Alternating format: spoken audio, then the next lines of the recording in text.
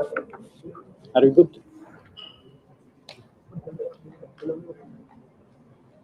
Hello? Hello? Hello?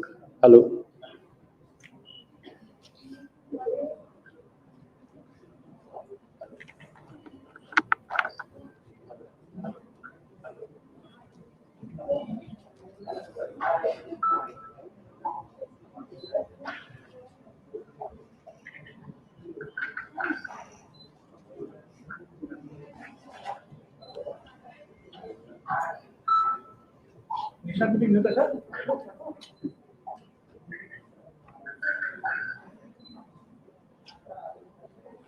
अंकुर तुम्हारे को हल्ले को बाइल स्टार्ट कैसे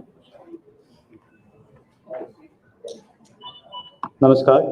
Honorable Vice Chancellor, Assam Downtown University, Professor Ansi Talukdar, Honorable Dean of Studies, Professor Vandana Datta, respected trustees of Downtown Charity Trust, deans of various faculties of Assam Downtown University, esteemed invited guests, and panelists for today's conclave, dear participants, members from media, and ladies and gentlemen, a very good morning to all of you. We'd like to begin our today's program with lighting of the lamp. May I request Honorable Vice Chancellor, Assam Downtown University, Professor Ansi Talukdar, and Honorable Dean of Studies, Professor Vandana Datta ma'am, to kindly begin the 8th conclave by lighting the lamp.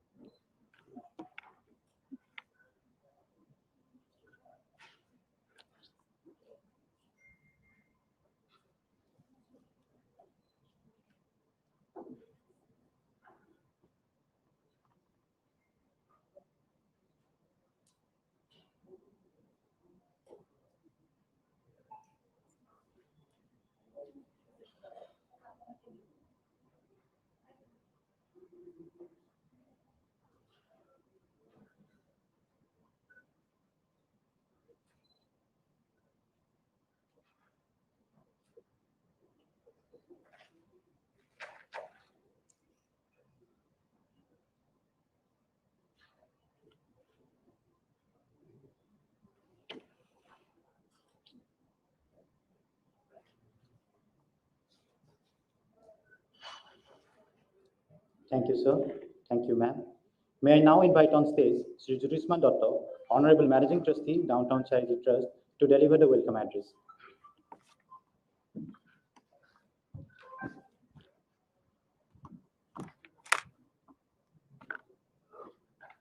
Very good morning to all present. Respected Vice Chancellor, sir, members of the Trust, respected Sri Nikhil Agarwalji, and our friends from the HR fraternity of the region, as well as for members who have joined us from across the country. A very warm welcome to all who could come today. Thank you so much for your time. Well, since the very inception in 2010, this university, we've always tried to ensure that our students get the best practical exposure. The idea of a university is we should train them, groom them enough so that not only they're ready for just one employment, they're ready for a form of livelihood throughout their life. So that understanding was the basis of what this university started, and we've always concentrated on programs where there was a lot of local demand, as well as readying the students to work in companies such as yours in various parts of the country. So with that basic understanding, we started, and we've come a long way from 2010. When we started, say in 2010, most students were not actually targeting to study in Northeast or even work in Northeast. The reasons were very simple because there were not much scope available. But in the 10 years, there has been a lot of change. There are a lot of institutions coming up there. The students are open to studying here. And also a lot of organizations are coming up in the Northeast. So students are also looking at even working here, even setting up their own organizations in Northeast. So that has been a huge change from Northeast becoming just a source of students. It is slowly becoming a destination for students. So for that to go ahead, so students to keep believing that Northeast is as good a scope for them as say Bangalore or maybe Delhi, it is very important that we keep evolving how we are actually teaching and the students are up to standard with what is the relevant practice in the industry today. So hence, one of the biggest reasons for doing this HR conclave is for us, that members of the academy, to understand the perspectives.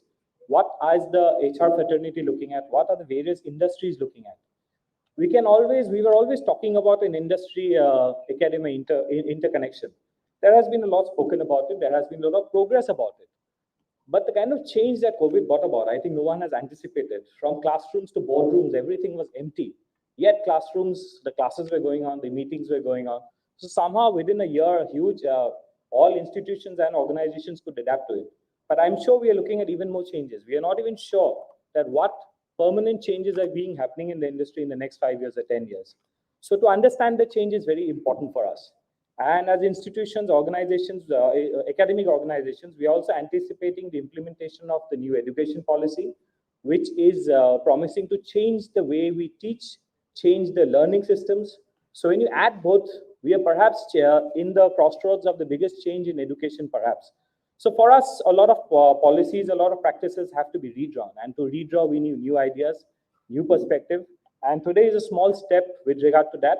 So I hope with the interactions that happens today, we can understand how to redraw these new practices. I would like to thank a lot of the HR members who joined us yesterday for the job fair. You had a very hectic day, but despite that, you all joined us. Thank you so much. With the best minds today and with the interactions, we hope we learn a lot and we can implement a lot of these learnings in the days forward. Thank you all and welcome again to Guwahati and to the first HR conclave of the Downtown University.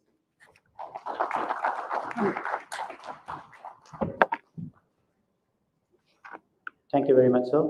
Now I'd like to request the Honorable Vice Chancellor, Assam Downtown University, Professor Ansi Talukdar, to deliver the opening speech, please.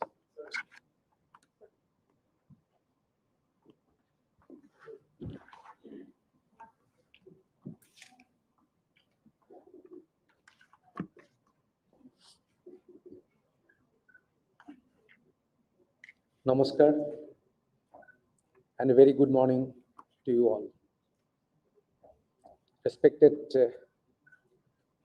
management trustees, members, and respected, I'd like to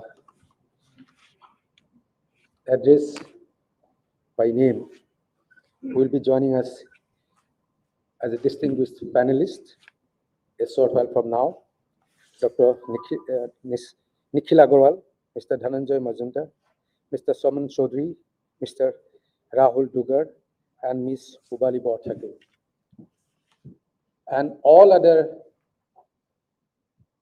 distinguished personality from industries and other organizations, my colleagues, and yesterday we had on physical mode placement drive in the university. There are about 15 organizations joining hand. And I take this opportunity to welcome you and thank you for up post-COVID active participation in our placement drive. And also we have several hundreds of students witnessing this program this morning through this technology help. I also welcome them. In fact, they are the primary beneficiary of what we are going to derive from this day-long conclave. Let me welcome you all to this conclave and also express at the outset our heartfelt gratitude for making your time available for us. It would be nice to welcome you all in the campus. It's a beautiful campus of 50 acres land by the side of mighty Brahmaputra and the national sanctuary named Amsan, about 12 kilometers from this place. It's a beautiful green campus, but there are some logistics we have resumed physical mode classes a few weeks ago, but yet sporadic cases of infection keep appearing, and we have to go on hibernation, like we send our teachers and students whenever there is case detected, and take or continue taking class on online mode. So we are not yet out of the fear that this COVID-19 brought in us about 1.5 years time ago. But yet, I take this opportunity at the outset to welcome you all in the future, that immediate opportunity that come in the future to welcome you in the campus. This is a very great initiative taken by the university management and administration. I would say it's a unique event, this conclave for a university, and also I believe there has not been much of this kind of event in the entire Northeast in a university. And this is very important because we all know that collectively that I would say the onslaught of COVID-19, what it has done to humanity. Today we have been able to sit here, communicate with hundreds of students are watching this. It is a triumph of humanity in the sense that whenever a crisis comes amidst us, the technology, our intellect has developed technology to overcome that. So it is also in a, because last 1.5 years, the fear grabbed us. We were held hostage by tiny virus, but now we are coming out and showing the strength of the humanity as a whole, the intellect the humanity possesses to fight the impending problems. Before I deal very briefly about this conclave and what we are looking for, I'd like to introduce this Assam Downtown University to you all. 10 years ago, it was a dream of Dr. Anand Dutta. You all know perhaps a very famous ENT specialist who had a dream. I think this is the second private university in the entire Northeast India. He had a dream of establishing a center of learning for Northeast students. Mr. Jyotisman Datta, management trustee, he said the Northeast today is much, much better than what it was 10 years ago. It is only because of the efforts of many people, stalwart, who wants the development of the Northeastern region, and development comes only through education. So it is a great initiative. And this university is very unique in the sense that it doesn't deal with the conventional subject. It's a multidisciplinary institution, university, where we specialize in engineering technology and different branches of science, including health science, nursing. We also have your basic sciences like microbiology, biotechnology, besides management and humanity subjects. And our what we are mainly look forward, the students who get education, we try to develop as a complete personality, and also want to make sure that they get right placement, they get right education to serve society. And you people who are sitting from different industries, the students we create, the future human resource we generate, they are to serve the cause of industries, and that industry serves society. That's a linkage. But I should also mention that this university has students from maybe 60% of this university students are 7 northeastern states, rather outside Assam, 7 northeastern states. We have from mainland India, we have students, hundreds of students, and we are also like a source of attraction for education for 7 or 8 neighboring countries that we have. And we have few countries students from Africa right at this moment. We have about 8,000 students. And last several years, this placement drive was a regular features, like yesterday we did in a miniature scale. And our students were absorbed by industries in the past. Like 1.5 year is post-COVID. Last year we could not hold that elaborate way. This placement drive could not invite industries, different organizations. And this problem that we have faced is common for all. Twin problem that we have in academics, we are faced with the challenge of how to provide best education. The important aspect of education is imparting practical knowledge. 1.5 years, students deprived from getting exposure in the lab experiments. Science subject, maybe 60% of our subjects are science subject. They need exposure to science to have real knowledge that we have not been able to do.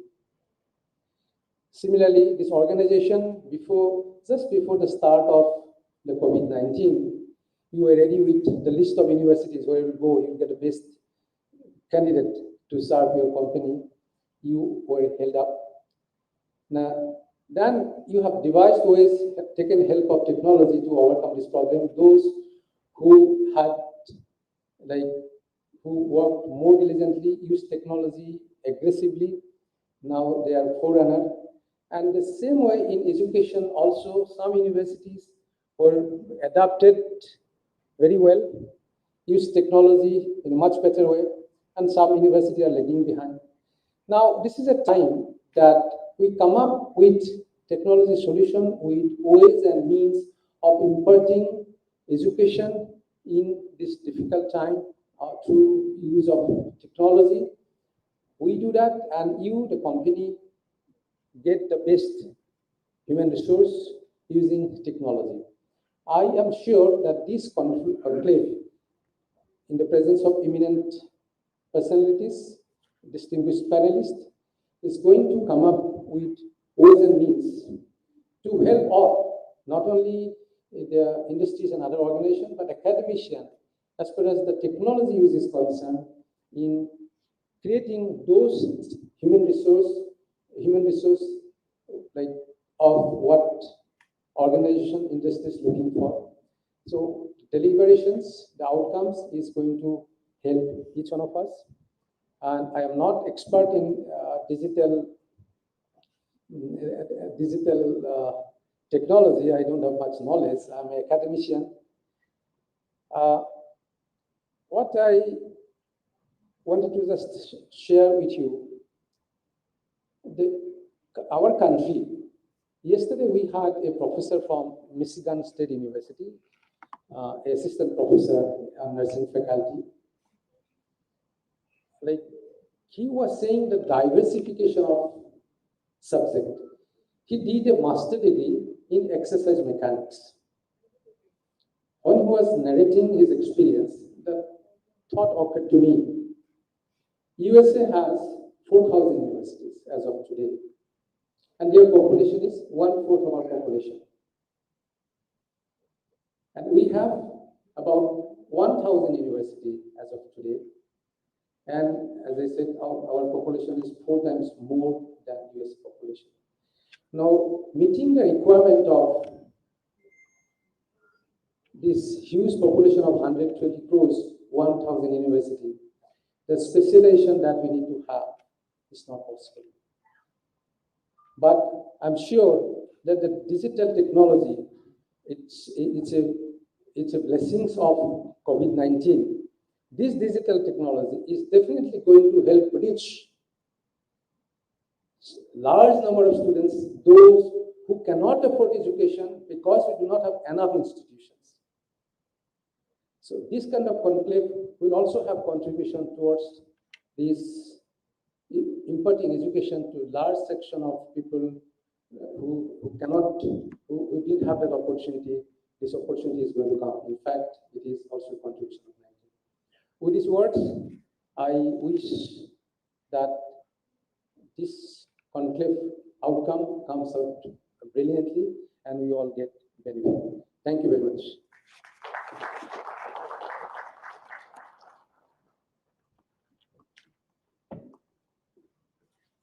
Thank you very much, sir. We are privileged to have Dr. Nikhil Agarwal, CEO, First A and C3I Hub at IIT Kanpur, as a keynote speaker as well as a panelist for our first session. Before I call Dr. Agarwal to the podium for his keynote address, let me introduce him to you all. Dr. Nikhil Agarwal holds two charge of CEO, First Foundation for Innovation and Research in Science and Technology, is responsible for incubation and innovation, and CEO of C3I Hub, Cybersecurity and Cyber Defense of Critical Infrastructure Innovation Hub. First and C3I Hub are Section 8 companies promoted by IIT Kanpur. He is the former CEO, FE Innovation Society, Government of Andhra Pradesh. He has lectured at leading global universities like Virginia Tech, University of Bradford, University of Edinburgh, and University of Cambridge in visiting capacity. His interview and work has been extensively covered in international media, including HBR, Forbes, CNN Money, BBC Radio, the New York Times, to name a few. He is the ex-VC of FICCI. Dr. Nikhil Agarwal is alumnus of University of Cambridge and University of Edinburgh in the United Kingdom. May I now request Dr. Nikhil Agarwal to come onto the stage, please. As a token of appreciation for your gracious presence, we'd like to felicitate sir. May I please request my fellow colleague to kindly felicitate sir.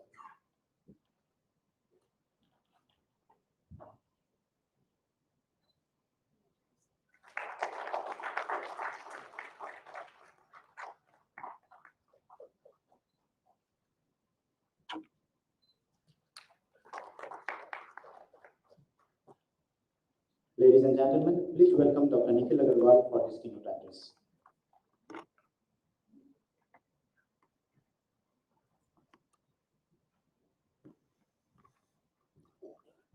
Very good morning. Many thanks to Managing Trustee Mr. Datta, Vice Chancellor, especially Rimjim, for inviting me again to Assam after many years. Certainly, I took a very long flight. I was in Mumbai yesterday. I was landed at 2 a.m. in the morning, slept at 3:30. But after looking at you, I feel refreshed once again. Mr. Datta started with the concept of change. I thought I'll take it up. I was thinking of speaking on innovation, but I think this is more appropriate topic considering the COVID-19. First of all, what is change? Change is something quite difficult to define. It could be disruptive change, it could be incremental change, it could be big bang change, there could be no change. So how do you define change? Very challenging to understand, very challenging to define, very challenging to measure the change. And particularly for HR fraternity, change is becoming more and more important. The change management, there are books and books written about change management. I remember one of my friends who wrote one outstanding book, has become quite famous, MIT professor Peter Senge, The Dance of Change. If you've not read it, please read it. The Dance of Change, he says that change is like a dance, it's like an art form. So what is incremental change? What is disruptive change? I'll tell you a few stories and then probably I can put my concept forward to you, how the disruptive changes happen, how incremental changes are happening. So my primary work for IIT Kanpur is I manage startups. So I'll tell you the stories of startups, one or two startups who have done outstanding work and how disruptive or incremental change has changed the way that they have done business. Today in India, I like to make a statement which will be a little controversial, that I'm thankful to COVID. In fact, I'm happy that COVID happened. You'll tell me why. Because this is the opportune moment for India and is a disruptive change for India, that we are doing things we were not done it for next 10 years or 20 years or even 30 years. 2 years back, we were only importing technologies. We were the great importer of technology. 13% of the defense equipment. We are very proud of saying 13% of defense equipment we are importing. We were not realizing that billions of dollars are going out of the country. To 7%. We were not even heard about concept of N95 mask. I can see now at least 20-30 people are wearing N95 masks. The cost of mask was 1,000 rupees in March last year. To the mask cost 50 rupees. We are one of the largest exporters of masks in the world. We heard about 3M mask. Now every city has a mask manufacturing unit. We have not even seen the PPE kits. We have only seen in the Hollywood movies. Today we are the largest manufacturer and exporter of PPE kits. One of the companies which we have at IIT Kanpur, Swasa mask, which manufactures Swasa mask, you must have seen it. They make a profit of 10 lakh rupees a day just by selling masks. All the legislatures in Rajya Sabha, Lok Sabha, they wear the Swasa mask, which is imprinted by the Sansad mark. So that was a disruptive change. And the technology, the work that Dr. Sandeep Patil, who is the founder of that company, he has done his PhD in nanosciences. So he was working on nanosciences for many years. He was not getting that breakthrough. And suddenly he had a Paytm movement where people started looking for masks, and he overnight set up that factory. He was not having a space in Kanpur, so we offered him a space in IIT, and we asked him to set up the small factory in one of the warehouse building. And he started manufacturing masks, 100,000 masks a day. He built up the capacity, and today one of the largest mask manufacturing company in the country. That disruptive change happened within 3 months' time. Another story about the ventilator. In March last year, we all know it's not been like, it looks like the COVID has started long back and our life have passed, but just 1.5 years.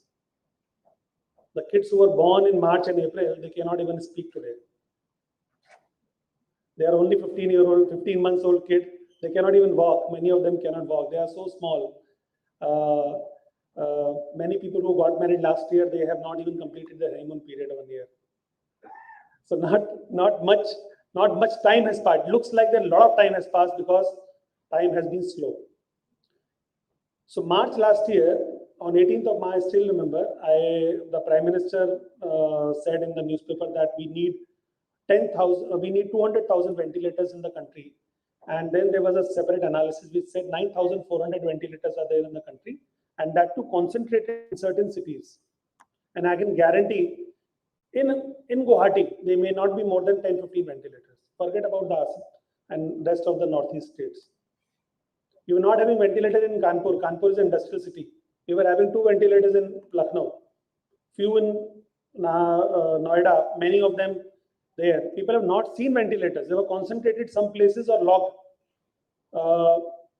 So how do you create 200,000 ventilators when you have just 9,400 ventilators? Immediately the MEA wrote everyone, the Prime Minister office wrote everyone, US, UK, please give us ventilators, please give us ventilators. Everybody said no. Because they were concerned about their own citizens.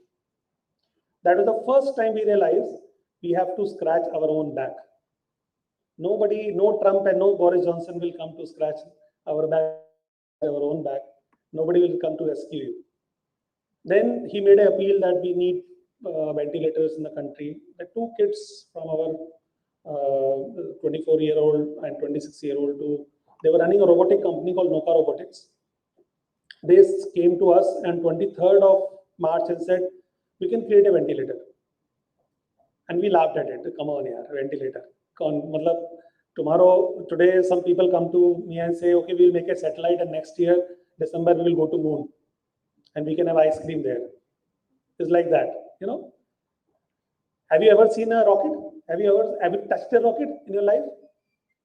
No, it's like that. We have never ever seen a ventilator in our life. 23rd of March, I have not seen a ventilator in my life. We made immediately, that becomes serious by evening. Morning they called me, by evening it becomes serious. One of few professors came together. 18 people, we got them onto one panel. We call it IIT Kanpur COVID Task Force. We name it. 2 Padma Shri, 1 Padma Bhushan, and blah, blah, blah. All these people put together. And frankly speaking, all these high profile people have never ever seen ventilator in their life. Now, how do you make something which you have never seen? There is a lockdown. You cannot go to hospital. You are scared. There is no import is happening. Nothing is happening. How do you make something? But that was a moment of disruptive change. There was an idea that we can create a ventilator. Anand Mahindra it was so naive time. Anand Mahindra put in a tweet about that we will make a ventilator for 10,000 rupees. Even Anand Mahindra didn't know that the embu bag is different than ventilator. That pump machine which you see in the Bollywood movies, that is called embu bag. Anand Mahindra thought that is a ventilator, we will put it for 10,000 rupees. Ultimately, he realized that it is not the ventilator, it is embu bag. You cannot make a 10,000 rupees ventilator. So people were not knowing anything about it.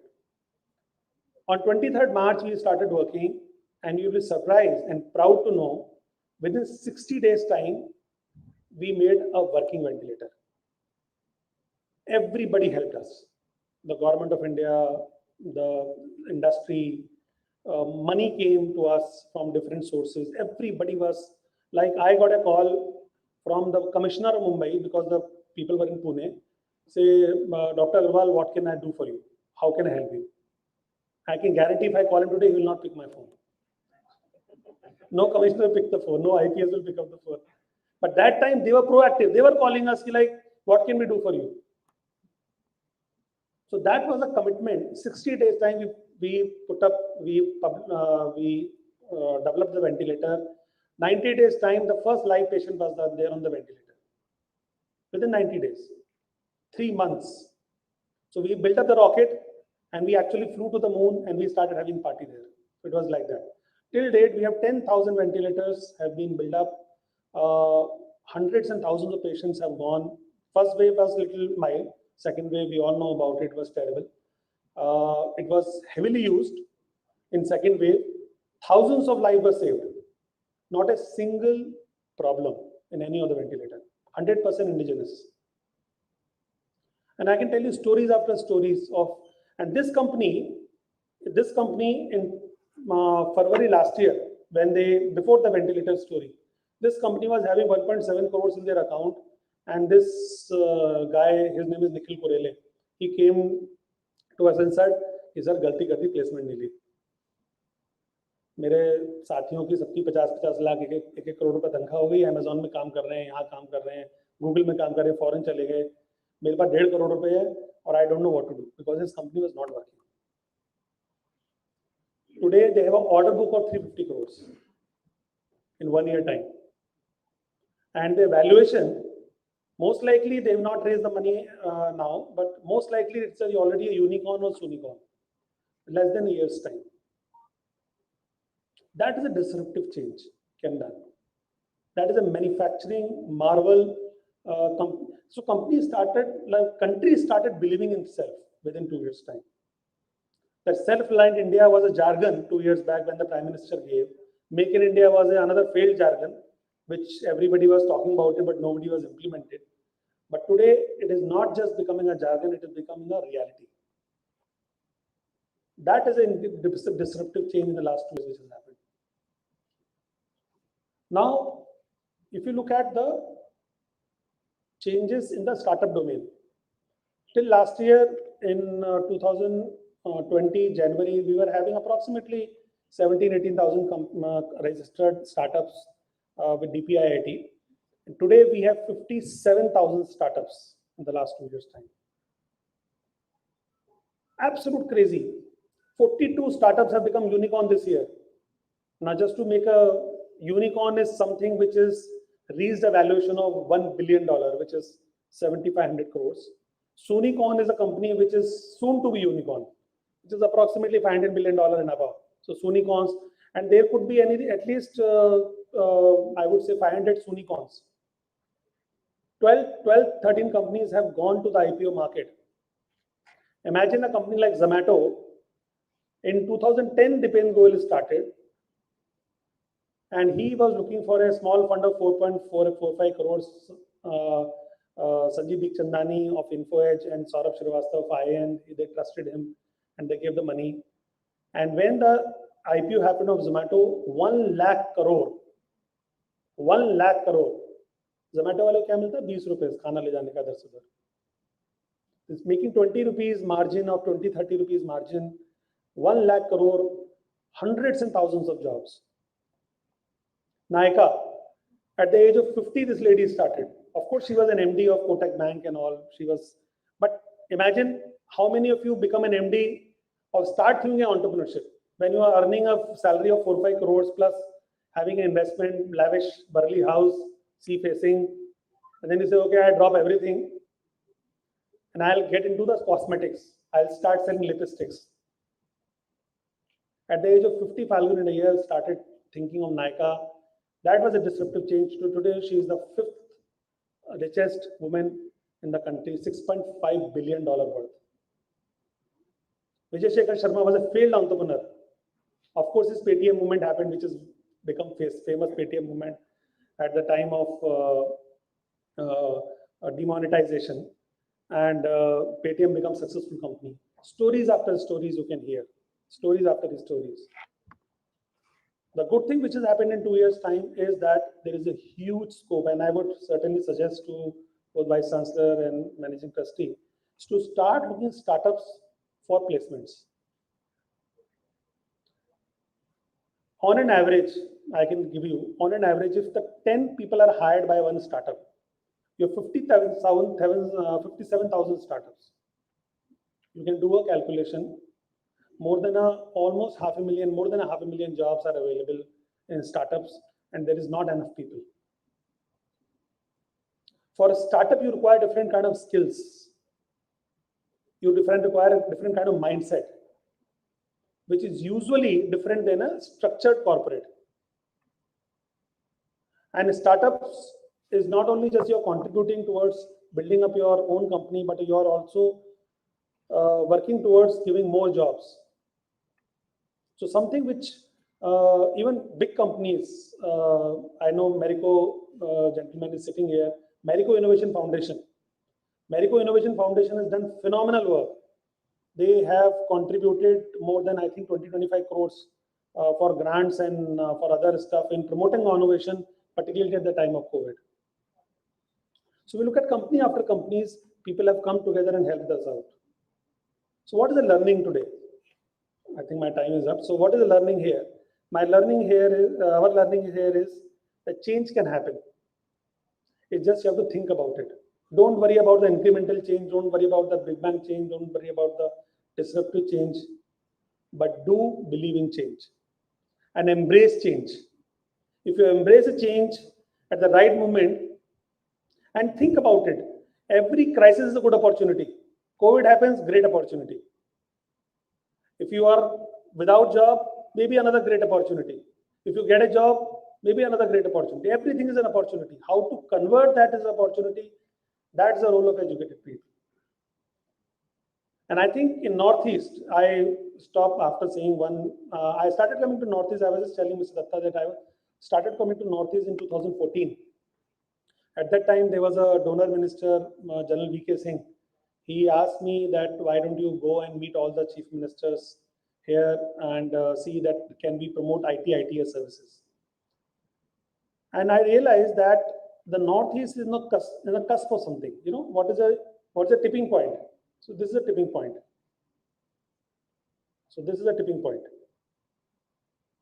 The bottle can fall this side or this side. So it is right on the edge. So this is the balance. If I do just like this, it will fall. It will just like this, it will fall. So this is a tipping point. So Northeast is exactly on the tipping point. Northeast is sitting on a great opportunity, and particularly Assam can be a leader. Guwahati can be the Mumbai or the Delhi for Northeast. And I think people who are sitting here has a great responsibility to make it happen. Today, you can be a Nykaa, you can be a Dipendra Goyal, you can be Sachin Bansal, you can be another big wig who can be celebrated. So one of the things that you start thinking is that how we can make a next unicorn, how we can make a next unicorn, how we can create disruptive change in Northeast, that will be highlighted. That's something which we should do. I'm very happy to come here, and thanks a lot again for inviting me. I look forward to speaking to you. Thank you very much.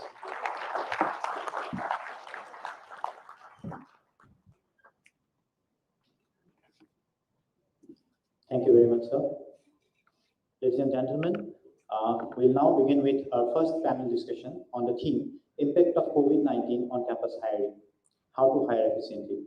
We had invited 5 resource persons who are leaders on their respective fields for the session, and grateful that they have joined us to share their ideas with us this morning. Before I call upon our esteemed panelists onto the dais, I'd like to introduce them to you all. Our first panelist is Mr. Soman Chaudhary, Regional Senior HR Manager, AirAsia. Soman Chaudhary is a seasoned HR champion with a rich experience in working with cutting-edge technology-based organizations like Flipkart, Honeywell, Infosys, and now currently serving in AirAsia. Armed with a degree in engineering in computer science and a master's in human resource, Somer has handled large-scale projects focusing on lean concepts and has led transformation programs and initiatives in Build, Infosys, and Honeywell. His expertise lies in strategic transformation of business, culture, and capability building, workforce design and planning, talent management, and acquisition integration. He is also a certified professional in the area of psychometric testing. Sommer believes in sharing his vast knowledge with social development causes that are related to education and businesses. He is an avid musician and enjoys traveling and reading. He is also the author of the book Open Secrets at Work. May I request Mr. Sommer to kindly come on to the dais. I'd like to request my fellow colleague to kindly felicitate Mr. Sommer Chaudhary.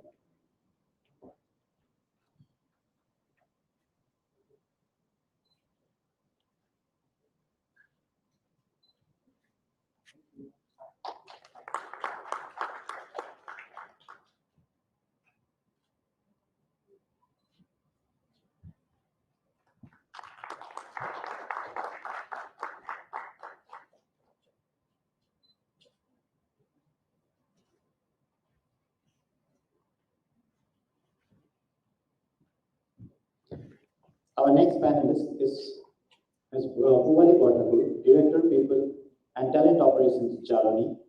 Puvali Portakur, an HR professional with over 20 years of working experience across different industries that includes IT, healthcare, and manufacturing in Assam and Odisha. Also associated with few non-profit organizations like Amar Ghar, the first old age home of Assam, and Yuva Nivas Sanstha that try to support and develop the women and youth of this region. I'd like to request ma'am to kindly come onto the dais. I'd like to request my fellow colleague to kindly felicitate ma'am.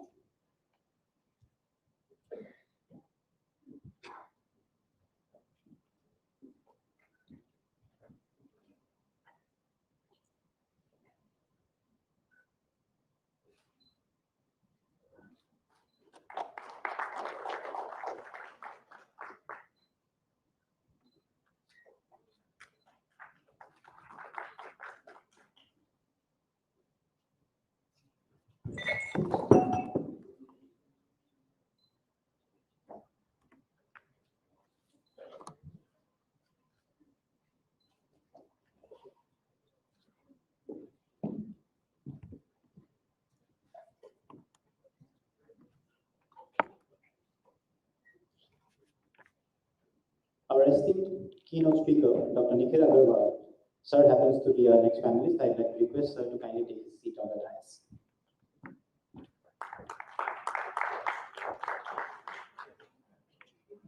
Our next panelist is Mr. Rahul Dugar, Manager HRBP Visors. Rahul Dugar has had a multi-sectorial experience in telecom, life insurance, and education in the northeast of India. Having worked in various capacities and now currently working with Visors as Manager HRBP for the entire northeast region. Earlier to this, he was employed with Reliance Jio. I'd like to request sir kindly to come onto the dais.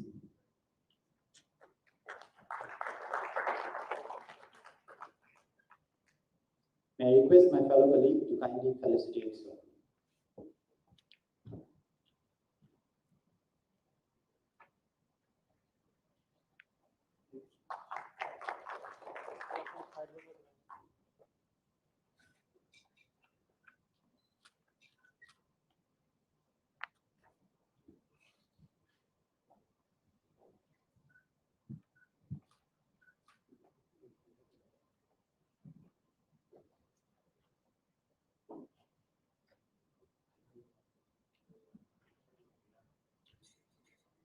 Ranjim, you can keep it aside. side and later on you can do it.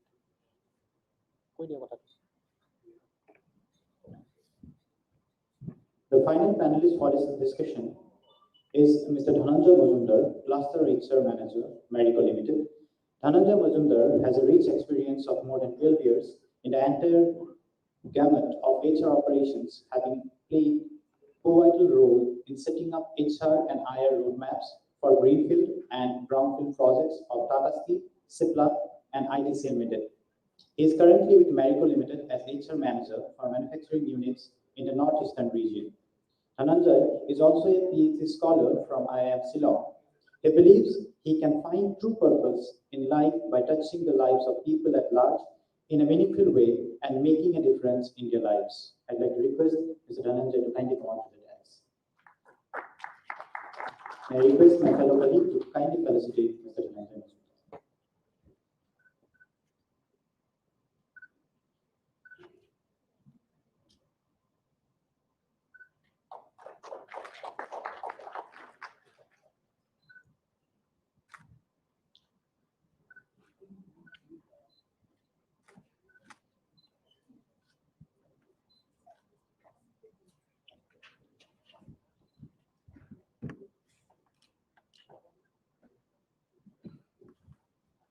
I would now like to hand over the microphone to Mr. Soumya Chaudhary to kindly moderate the session. Please, sir.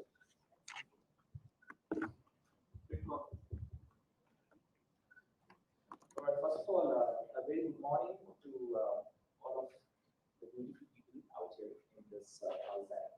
It's a great privilege, and I would like to pass my sincere gratitude to Assam Downtown University for arranging such a beautiful and interesting conclave to be held for the first time in August. And I'm sure all of us would agree to the fact that this was one of the most needed initiatives that was required to be held here and to connect and see for the first time.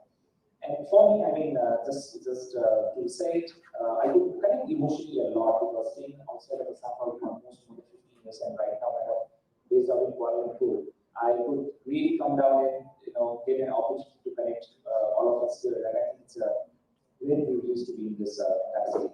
Well, I think it's not all about me, but in the next 1.5 hours in this panel discussion, we'll try to focus on a very important mission strategy, which is the campus recruitment, and which is very important for any organization for the future talent pipeline to be focused, right? All of us would agree to this fact. And we have an esteemed panel here, and I think nothing better that could have been possible to learn from all of you, and of course with an interactive participation from the audience out there to learn about what are the different things and challenges that have really faced and changed the landscape of the campus recruitment. Now, if the esteemed panel and the audience allow me for a couple of minutes, I would just like to open up the panel and of course throw a question to the panel to bring it across to the light of what could have been really, how do we take this discussion forward. Now, if you really see 20 years back, right, the industrial revolution in the IT segment has really happened. If you see companies like Infosys and Cognizant for that matter really brought the concept of campus recruitment in India, and there are visible changes. I'm not saying it's not there, but it was there and it became visible at that point of time when massive hiring really, came into picture. Now we have witnessed very, very amazing stories in terms of recruitment. I mean, if you agree with me, you have seen as selective hiring as 1 out of 100 and a massive hiring of 2,500 hirings in 1 year. We have seen compensation package of 1.4 lakhs to 1.4 crores, right? We have seen the transformation in assessments from the face-to-face interviews to cultural assessment center to group discussions to case studies and whatnot. And when everything was at pace, we would see a heroic entry of COVID-19, which really changed the way that we live and the way we think. And what we really see in campus recruitment as of yesterday probably is just the tip of the iceberg. And there's a lot of information that is probably coming out into the picture, right? Now, this is one question which is actually coming out in almost all of the HR forums, and I'm sure all of us would put into the picture. And this is an open question for us, I mean, of course, and then we'll go to the directive question. What are those 2 to 3 things today we see in campus recruitment, right, which have periodically changed over the period of time? Of course, we'll go to the challenges, we'll go to what Professor Talukdar has also kind of put up across of the twin challenge, right? And of course, Dr. Nikhil has also put about this disruptive change. We'll speak about those lines, but if someone can have anyone frequent, probably start off with a quick input of what are those key challenges that have changed over the period of time and how campus recruitment is shaping up into this day.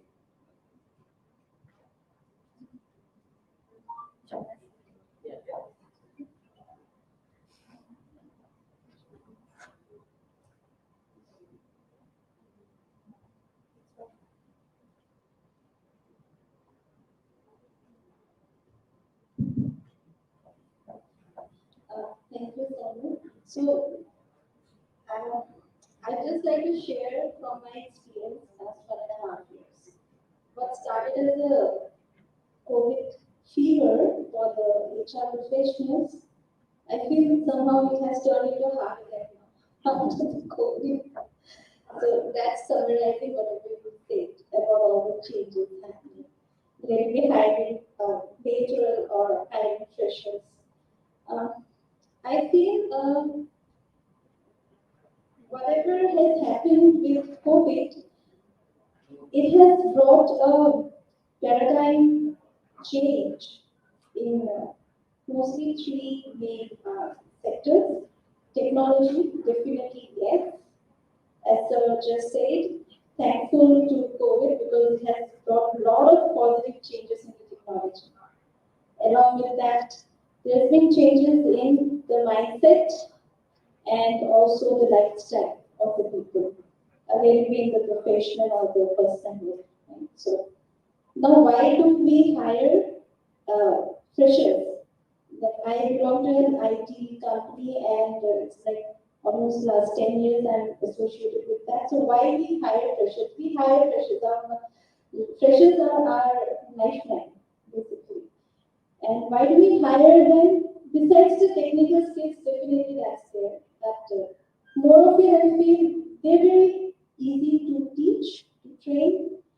They are easy to retain, and they have a very open mind, which makes them their willingness to learn, their creativity, and they have definitely less expectation. So that's there. And of course, so I say easy to train, easy to retain, and their open minds are very important. These are the main reasons why we hire them. So when the freshers batch of 2020, what happened to them is that they saw a lot of bad things happening. Right? So they saw a lot of layoffs, they saw a lot of pay cuts, even the offers were retracted. Right? So what happened during that time? Their priorities changed, their way of looking at things changed, and that did not only impact them, it's also impacted their juniors. And even then, during that time, even things were negative, but slowly, eventually, when things started normalizing, the new norm was set by those factors. Right? So, and then this is an ongoing thing which will never change. The change in mindset, the change in their way of working. So, I'm right now worried that those 3 criteria which we always look for, that willingness to learn, the easiness to retain, the easiness to train, and the open mind, if that's going to stay there. So there will be a change because that mindset and lifestyle change is happening there. On the other hand, the corporates, what's happening is there's a change of technology, which is more of the physical environment. Right? So change in technology is happening, but at the end of the day, our basic requirements are same. We will still look for those skills only among the freshers. So now there is a gap. I mean, in the corporate sector, the technology is changing, physical environment is changing, processes, strategies are changing, but the basic requirement remains same. On the other hand, freshers, their priorities are changing. So I think in our case, definitely we are changing our technology, but our way of assessment will eventually be more focused on the HR part. Now, there will be new ways of assessing, even maybe how they are living their life now. Because 2 years back, they could see the office. For us, like people who we recruited as freshers in 2011 are still with us. But then I cannot promise if they are going to stay with us for another 3 years. So there is a gap happening now. I mean, this I did not even see in 2020, but this time there was a gap. Right? So we are more focusing on the HR part, the soft skills part. And I think this is where maybe we can do something. They're proving. Right? So what was coming naturally to them at one point of time, somehow maybe we have to now inculcate with them externally. So that is like my experience. That is what I felt is a change happening. Yeah, especially in the IT sector. I'm sure it's going to happen in the other sectors also. Yeah, sure. I think that's a very important aspect you brought it together for the gap part, right? And I think I would love to hear from Nikhil as well that see there's a corporate gap. I mean, you see there's the students are expecting probably something different. And you've been very closely associated with the education part. They're probably one of the most institutes in the country. What is the other side of the story?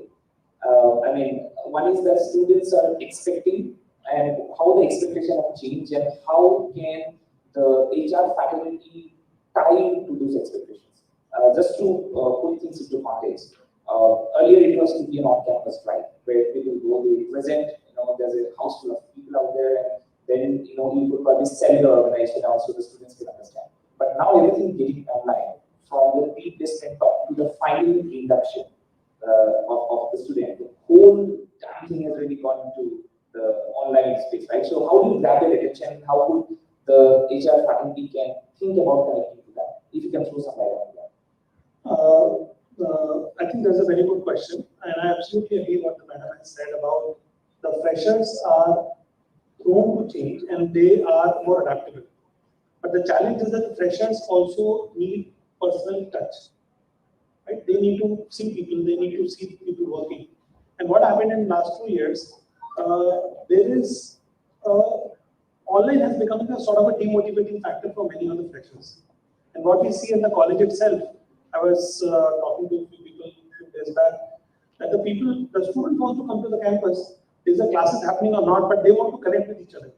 So there's a human tendency to connect. So you and me are able to cope up because we have seen each other for many, many years. We know each other's behavior. You have not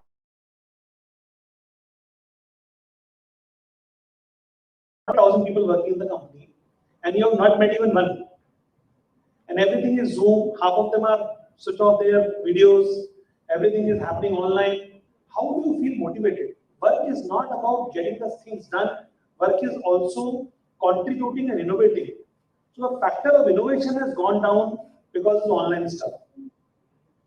I was day before yesterday, one of my former students has become the head of investments and startups at Google. Apur Chamaria. So I asked Apur, like, very congratulations, he was Tech Mahindra. He office आना शुरू कर दिया. So he says, sir, 2023 December. Now, of course, he has come from Tech Mahindra. He's joined Google as a senior most position. Now, he will not meet his people for 2 years. There's another friend who is from Reliance. He said, we are not allowed to go to office, but we go to Starbucks to meet people. So I think that personal touch has to come back somehow. Technology can play a role. Technology can become a facilitator, but it cannot replace a human being. That is something which we need to find out, particularly for the freshers. You need to sort this out, and I think you all are HR heads. You have to do much more harder work for that. Yeah, absolutely, absolutely. No, I think that's a very valid point that the change in the way that the thing has happened. Rahul, I think you are part of one of the biggest game-changing organization in the landscape of in the edtech part, and there's a massive hiring happening across the group, and a lot of people joining in, and you see the way the recruitment has happened. So, how can you share some of those innovative practices that have that the organization has adopted, and probably where all of us can learn it, and which can be taken up as some of the best practices by some other organizations as well? Sure. So, I would like to pick up from where ma'am has started to throw some light.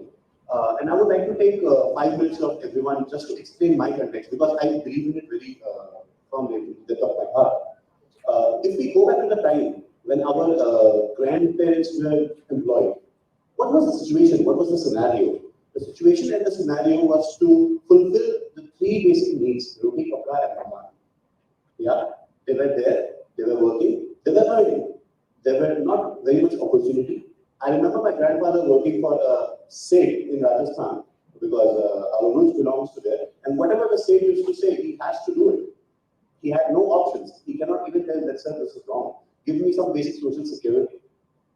The next generation, which I would say is my father. So my grandfather has fulfilled the 3 basic needs: roti, kapra, and makan. The food is there on the table, the house is there, and we are wearing the good clothes. The next time period and the next change which was there was when my father took over the opportunity. Now, at the back of his mind, he is pretty well sure that the 3 basic needs are fulfilled. Now, what would be there, his focus over there? From a 2 BHK to a 3 BHK. From probably wearing a kurta to taking into account like ribbon suit. And probably from just having food on the table to exploring food outside different cuisines. But this is what we need to understand now. Because when I go personally to hire freshers, again, the roti kapda makan need is fulfilled. Again, the basic security and the lifestyle they need is fulfilled. Today, I interview people having an iPhone in their hands. And trust me, they have their kidneys as well. So today, the youth today, the freshers today, and why I'm able to connect with this? Because it was out of the table giving it. So yes, 2018, 19, 20, 21, yeah. 3 to 4, 5 years max. Yeah. So the people, the freshers, the students which are coming out from the college into the corporate world, their expectation is not the basic roti kapda makan. Their expectation is not to just provide a security to the family. For some, maybe yes. For some, no. So this is where we have to clearly define what new things we can incorporate, how to attract those talents, because it is becoming important. It is becoming important. Why? Because they are going to be the future of the country, the future of the organizations, and the future of the working force over there. So their needs are different. They need some socializations. They need some social, what I would say, they have their expectations is totally different. It's changed. I can see that change happening, and all the sirs and the ma'am in the panel and the esteemed guests, some of you would be agreeing to it. So again, coming back to what Sir asked me, what new things can be done? Yeah. So first of all, thanks to, I guess I would again go with what Dr. Nikhil had said. Yes, my heart goes for the people who have suffered because of COVID. But yes, COVID has brought in a lot of good changes, which otherwise India as a country would not have been able to see. Yeah, things are getting online. People are bound to learn the digital media, and so now what is happening? Traditionally, the online campus meeting which we used to do, we used to be on the dais, tell our company, beautiful 7 to 8 slides, the tech was presented, it is getting online. Now the tests which were going physical are into the apps or into the online systems. And very recently, few companies have started adopting AI model in their test. You just log into with your credentials, there's an AI window which opens up, it takes record of your facial recognitions. It reads your face and your eyesight. So technology was already there. Facial recognition was there since last 5 to 7 years. It has been used extensively into police and defense. But it is coming into the HR Companies are using it in India, and Indian companies are using it. So, just these are the few things which we need to take care, which we have to update ourselves. And obviously, yes, the students sitting in the classroom, they have to be made aware that, my dear, this is not that GD and not the paper and pen thing. This is, you take out your phone, there's a question, there's a multiple choice, or there's a question which reads, you have to answer it in your own language, and there's a camera which is reading all the expressions and the way you do it.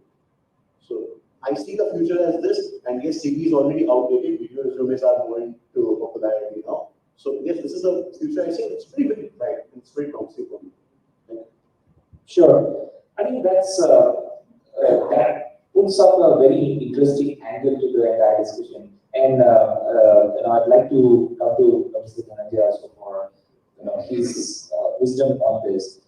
We'll not go too far, like a 10-year plan or 15-year plan, but how do you foresee the next 5 years in the era of campus recruitment? What are those 2 to 3 top line items that we need to focus on? Not probably like how do we focus on and the reason why I'm asking probably this question because Meghalaya has been very closely involved in campus recruitment for quite long in the region, and I'm sure there has been a lot of challenges that have been faced across the area. So what would be your thoughts on that? So the main focus that COVID has given, it has given us an opportunity to relook our process. So in order to question your status quo, whatever situation you have, and how you can come across, how you can plan for your long term. Now, Marico has seen an opportunity in that. Now, we have come up with a new TBP. TBP is your talent value proposition. So, earlier our TBP was fulfilling and enriching experience. And now we have changed it to go beyond, grow beyond, and be the impact. Now, how we have changed our approach towards campuses? Say, earlier, most of the campus interviews and everything used to happen in campus on the physical mode, but we shifted to virtual. Now we have come up with various chatbots, AI. Now conversion rate that used to happen earlier, say out of 100 people, we used to say 2% or 2 or 3. Now that conversion rate has been screened at the first stage of screening of candidates. Now, main focus should be on digitizing your brain and immunizing your mind. That is, you should focus on how you can use all digital tools and use those as an assistant to you rather than using that for your screening and clerical outfitting, right? Now, focus should be this, how we can use each and every tool, whether it is in terms of chatbot, whether it is utilizing the various chatbots for getting emotions, right? Now, in recruitment also, you use chatbots which captures your various types of emotions, how to respond to that. Based on that, they give an analytics reports. Based on that, you can decide. Now, companies are more focusing to have a collaborative approach towards recruitment, whether it is a lateral recruitment or whether it is for campus recruitment. Now, campus recruitment, how it has changed? Most of the campus recruitment are now on virtual mode. Now, it has given you an opportunity to look into, and you have to given also opportunity to save your time. Now, earlier, companies used to visit to sites at night, 2 o'clock, 3 o'clock, interviews are going on. Now you have your own share of time. You can use that, and based on that, you can do the screening and everything. Now, for example, in the year 2019, while COVID was on peak, now Marico is an organization what we have done. So, whatever offer that we have given, we have not rolled back a single offer. Rather than we have welcomed them and we have made them brand ambassador for the organization, and they have created a brand outside world for Marico. Because see how Marico has done. Now, after that, we have seen this opportunity. Say, most of the talent say, as per Deccan Chronicle, 1 out of 3 people has lost job in those COVID period, right? Now, there is a competition, there is a pressure in the market, and there is a competition from people who have lost job. Now, there we have seen the opportunity in that, and we have created a base of more than 250 new talent, and we have even reached out to new set of colleges, say Lady Sri Ram colleges. So we have started recruiting graduate people, training them then and there, then incorporating them in the system and allowing them to go for further studies. Now they are working also and they are doing their studies. Understand? So in that way, what we have been doing is, so we are creating a series of interactions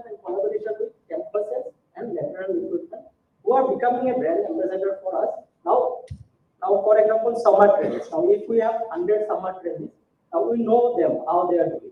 Now, pre-placement offer is the main arm which we are using for recruitment. Now, we know those people, right? In a period of say half an hour or 1 hour, you cannot judge a person, right? But if a person has been with you as a summer intern, or he has been in any of the live projects that you have given, he's been working there. So you get to opportunity to understand that candidate and then analyze them, and you can set him based on his job responsibility, aspirations, whatever he is having. Now, changing our TPP was main focus was that all startups are giving that challenging, enriching, and fulfilling experience. What next? Now, this generation wants to contribute towards society. Whenever there is a social impact in your processes, in your working, this appeals to them. Because of that, we have changed our TPP process. Our focus is to have a long-term agenda where collaboration between campuses of next level. It is not about exchange of ideas or getting candidates source from them. Rather than we are coming up with live projects for them, we are coming up with internships, we are having business games. Even our Marico Innovation Foundation, which has played a pivotal role during COVID time. So we have we have funded few of the organizations who have manufactured this ventilator, one of the cheapest in India. So almost this Innovation Foundation is also continuously in touch with most of the premier institutes. We have been in connect in terms of various our elite projects like STARM is one of them, and Ignite is another one form of projects which we connect with each and every campus. Now coming to Assam. Now we have 2 manufacturing units in Guwahati. Now we have been in connection with all the private and government universities of Assam.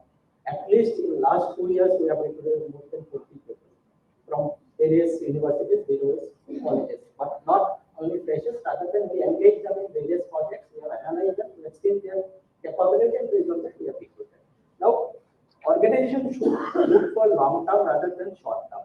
So they have to design a strategy keeping in mind of requirement of this generation in terms of flexibility, in terms of their need, in terms of how they can impact in the society, and how digitally you can actualize each and every aspiration of those people. So our focus should be on long term, and there should be collaboration between campus and corporate should be more of continuous process rather than having a single seminar or a single session. Rather than we should have a continuous connect, continuous exchange of ideas.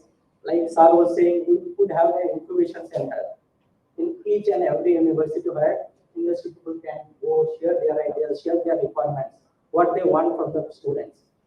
So there will be experts in each and every domain who can share their thoughts, and accordingly we can look into changing our syllabus also. Understand? Now syllabus, I think 2 months or 3 months back I have been in Guwahati University. So Department of Biotechnology invited us. So we look into how we can change the syllabus of biotechnology students. So we have given our inputs. They have again reached us to further fine-tune that syllabus, whether they are relevant or not. Then we can also put some of the points in terms of sustainability, right? How we can change our syllabus, or how we can incorporate few of the things which can give us a long-term gain in terms of driving sustainability, in terms of how we can reduce our intake, in terms of consumption, or in terms of how we can use our natural resources of Northeast, because we have a rich heritage, rich resources out there. How we can explore those and utilize those innovation centers and come up with many new entrepreneurs in those things. So our focus should be of more collaborative, more continuous, and it should be of continual flow rather than having a small sessions, discussions, and so on. Sure. I think that's again, you spoke about 2 important aspects, right? One is the tools, the digital tools that are into the state, and that is actually sharing it out. And this, of course, again, a question, open question to the panel. I think we'd like to have anyone of you to kind of respond to that. Now, this is a study which has come in after this entire COVID-19 happened in terms of the campus recruitment. 2 things. Number one is the rejection of offers, campus offers, number 1. Right? Number lack of attention span. Now, attention span is something which probably all of the HR faculty sitting out here agree with the fact that there is a brain jog happening throughout the day, sitting in front of laptops, sitting in front of computers, tablets, and now again, students having multiple opportunities across the country. I mean, it is not staggered only to a certain region. Anyone can sit and take an offer outside Assam for that matter, right? Now, these three things, if we put into consideration, what are some of the key steps or key initiatives that the entire HR faculty can put into consideration and also plan so that they can grab the attention span, number one, and number two, at the same time, help them to regain them in the organization for quite a long time. Now, this is again in follow-up to that because there's again one more study which says there's a 60% attrition happening in the first year of the joining. So a fresher join, a graduate trainee join an organization, and then after 1 year they leave. So what are those possible reasons why it is happening, and how can we mitigate that? How can we increase the self-life of their employment into the organization, and at the same time grab the attention span of the organization? So that's a very interesting question. 20 years back, there was a gentleman called Devang Mehta, who was the president of NASCOM. Many of you are associated with IT companies at that time. You remember, he was a long column, very interesting guy who put the IT companies to the map for the world. He unfortunately died early. So he has given a slogan. He said, well, Rahul has said about Roti Kapda Makan. He said Roti Kapda Makan on internet. That was true for 20 years time. And now last 4 or 5 years, one more addition has come.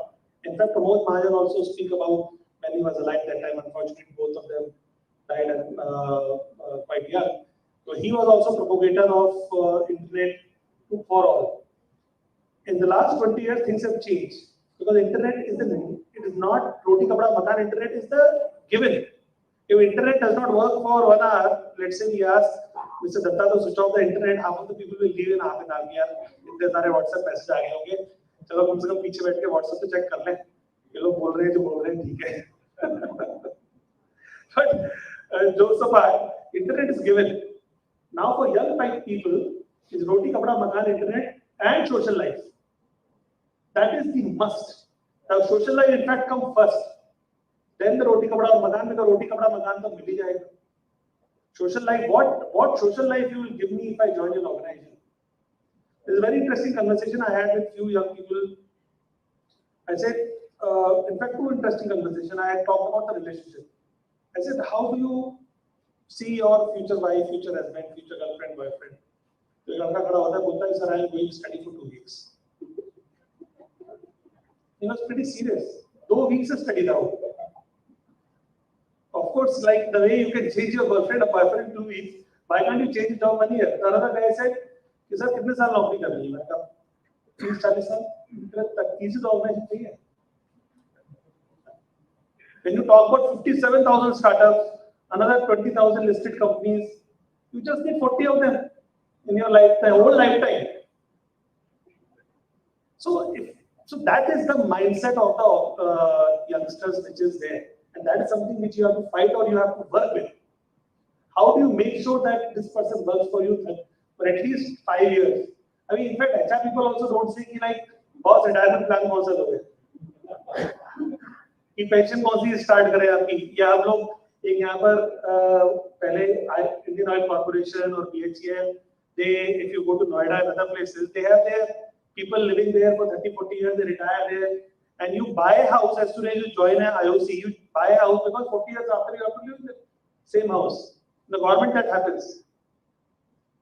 Nobody will even, HR people will not know that they will be there in the same company after 5 years. So how to make sure that is something which you have to work with, and that's an interesting situation, interesting challenge to engaging the youngsters for social life, for internet, for salary, for stability, and still they should able to first their social needs and other needs are fulfilled, then they will decide to work.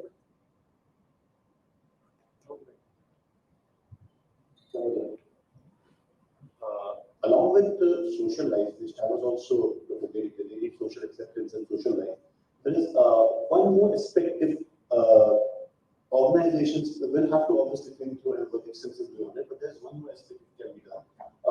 Gamification. This thing is being talked about in very, very eminent forums, and the brightest minds across the world are talking. Gamification and simplification. Gamification and simplification of what? A fresher candidates join the organization, the induction is happening on Zoom, and he is or she is being downloaded with 3 different types of leaves, 6 different types of policies, and 10 different types of ads. Some are available in the common platform, some are organization specifics. Now, that is when the brain gets choked, and maybe the retention of the information or the attention towards the information is not that much. If those things can be simplified or gamified, then this will be, this is what I believe, and obviously we as an organization are working on a project on it. So, we have just started. So if this can be done, I guess there will be some interest on the day one itself to the candidate, because when he will be speaking with his fellow friend, within some other organization, then he will be sharing his experiences. That impact will be different.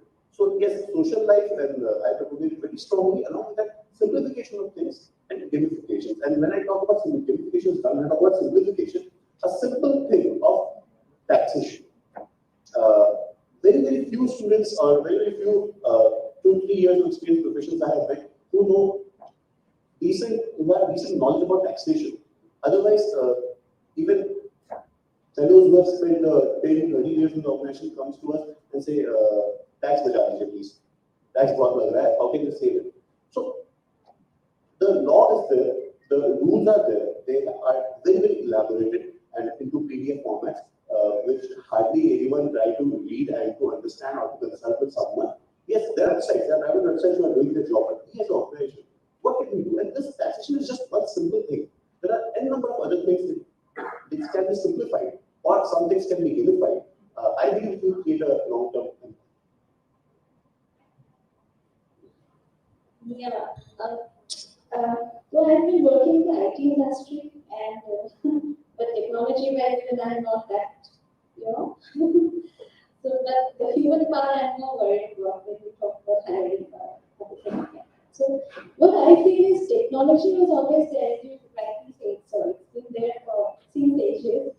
And with every change, with everything happening, there are new features added to the already happening technology. So it's an incremental change, which you say. The biggest question is, are we used to that technology? So are the freshers used to that technology? I just like to share one story. It's not about the freshers, it's about a neutral team member from one of my companies. So we started working from since I think March 2020. So since then, all of us shifted the complete work remotely culture, and but then we changed our processes, we changed our hiring systems, we changed our apps, everything in place.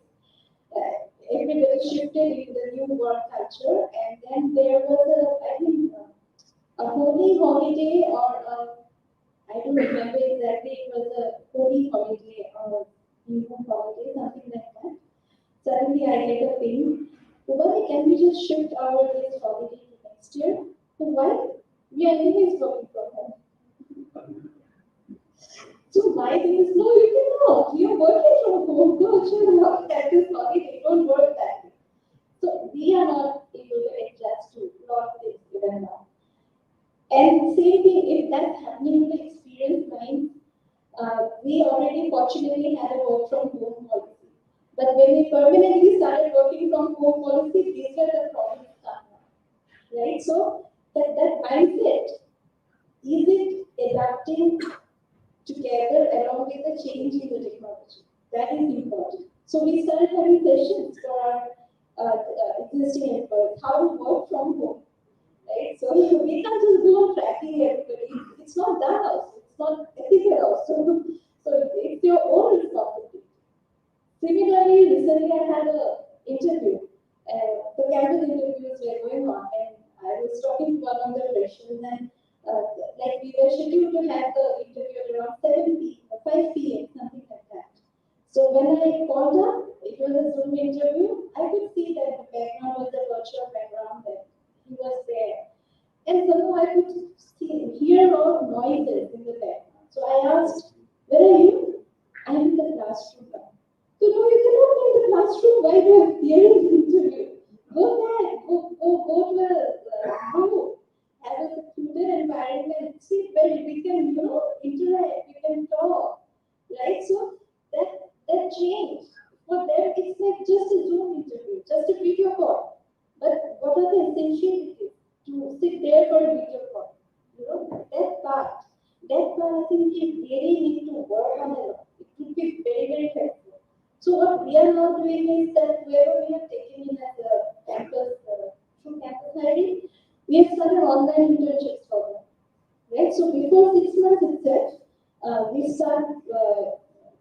we take them as interns and we try to accommodate them into the culture, the changing things happening, so that in 6 months they take time just to understand how to work remotely. Because working remotely is the same thing, now we cannot change it. So this hybrid work culture will be there in many organizations, in fact. So this human part also needs to be taken care of, I think. And in certain cases, we are facing problems because it's easy with the MCA or computer applications graduate because they have internship, paid internship period, which is for 6 months. But for engineering, they do not have. But given the circumstances now and the changes now, if we can slightly, modify their semesters and bring in an internship during the end of the time, and they can also associate with the corporate, that would be more helpful rather than a 2 or 3 months internship, a longer period where they can, become more culture fit. So that's it. I mean, technology is going wow and it's going to be wonderful. I mean, 5 years down the line, we will be somewhere, I don't know where. But then we have to also adjust ourselves. There's a very huge population, right? So, beyond Facebook, LinkedIn, they do not know also what's happening. So it's important for us to help them. From institutes, Yeah, exactly.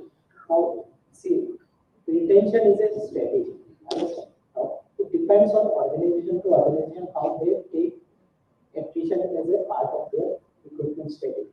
Understand? Now, few organizations feel that 12% attrition is healthy attrition that I want because they will be charged in talent. They will bring new ideas. Now, for few organizations, then 1% attrition is a huge hue and cry. I still remember when I was living in Tata State.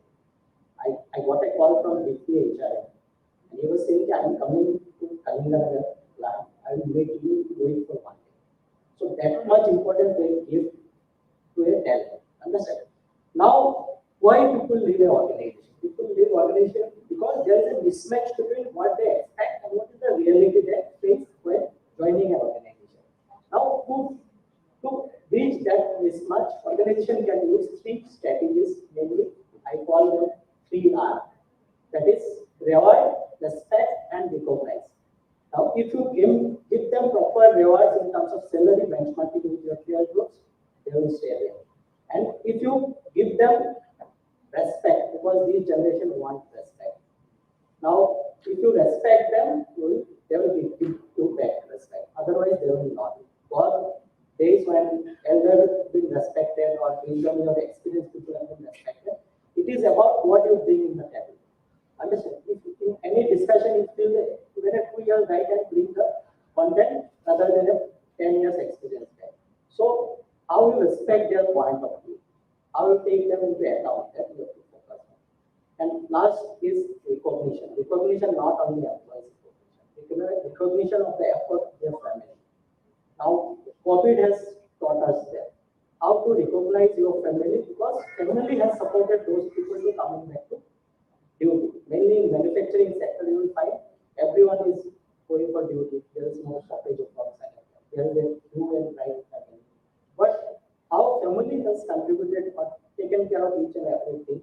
Now, there are many companies have come up with various initiatives to recognize extended family and recognize their contribution, which has indirectly helped organization start during this now. Right? Now we need to focus on what we exactly want. Understand? Whether we want a 12% attrition, 2% attrition, or 1% attrition, or we want our staffs to continue. There are organizations where you will find 3 generations are working in the same organization, right? And there are organizations you will find only 30. Age of the complete population is average age is 30. Now it depends on sector where you are working, depends on organization strategy, depends on what organization are looking for long term. Understand? So organization can crack it by giving proper member experience, experiential member experience. Now if you feel good or you feel associated with a particular party, you will stay connected. Same goes with friendship.